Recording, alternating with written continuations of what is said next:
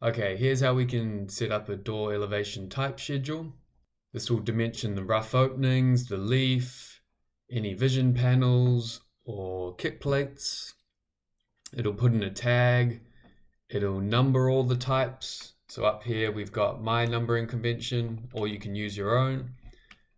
DE, D for door, E for exterior. If it's a fire door, it'll put an F on the end. Then I'll do our interior doors, D for door, I for interior, and it'll lay them out like that as well. So you'll get your exterior first, then your interior will start. Here we've got DE11 and then DI01. If you have too many types and it won't fit on a sheet, it'll create another sheet and put them on here. What it does is places the doors in a content phase. So you might need to create one. Just create any phase and put it to the first phase. The script will find the first phase and use that.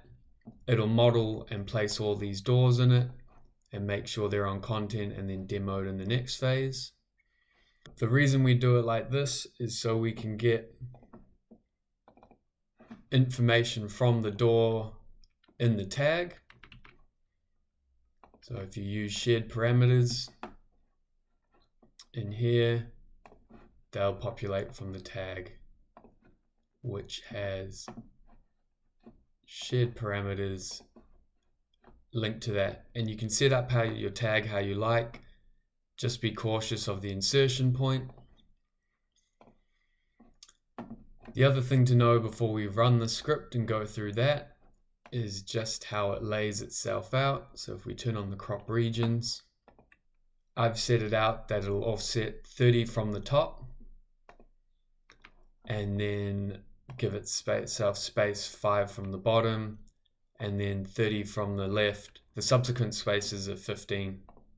The other spacings that you can adjust are the dimension spacing. So at a scale of 1 in 25, about 125 millimeters is the spacing. If you did 1 in 50, you would just double that number.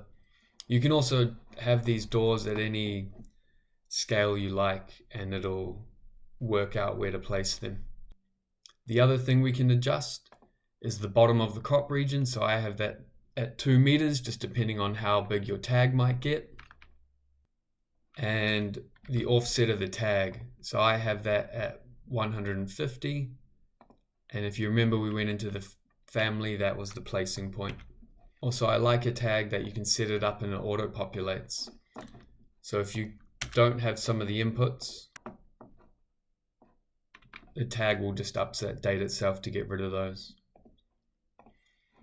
And if you want to update those spacings we just talked about, if you go into the script, there's this section here with these pink inputs.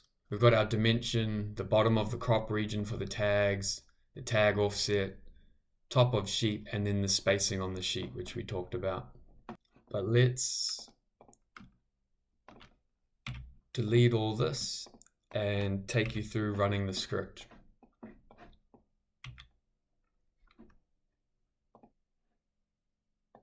So we open up Dynamo player, run our door type schedule. So you can either use my type mark naming convention, or you can go through and name your doors with your type mark. So you just untick this and it'll sort them to whatever your naming convention was. We can exclude doors. Say you have door stops that are in the door category. And so you can exclude anything with stop in it in a door type name. And that means they won't be included in the elevation. Select a template, select a tag, your dimension type. If you want to dimension the wall opening, which would be like your rough opening, you need your wall on in the template so it can dimension to that. And then a suffix if you want. And then dimensioning the leaves.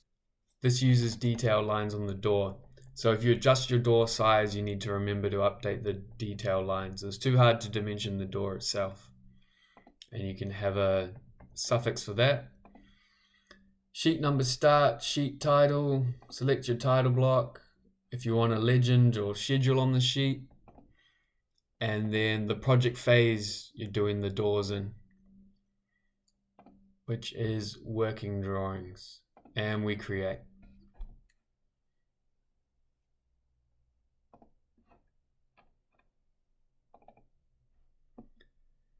So here's our created sheet with the doors.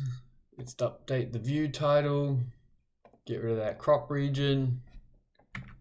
There's our schedule on the sheet. And then our other sheet it's created as well.